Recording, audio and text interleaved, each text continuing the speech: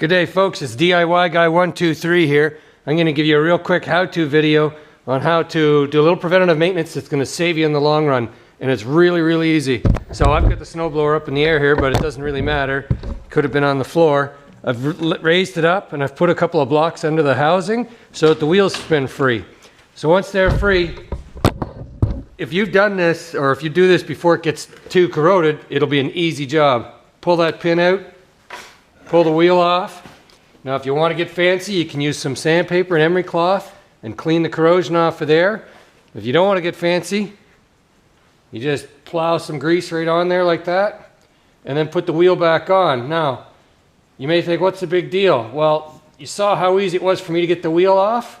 If this never gets greased and in 5 or 10 years or whatnot down the road, you need to do some work on the blower, you are going to be sorry you hadn't done this as preventative maintenance. Because if that won't come off just as easy as that, you're into cutting the rim or cutting the axle shaft to get this off.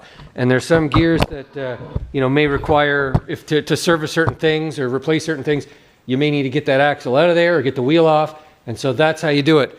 Takes, you saw how long it took, 30 seconds. On that side, I'm going to do the other side, and then I'll be done this particular piece of maintenance, and I'll be not worried about those seizing on the shaft.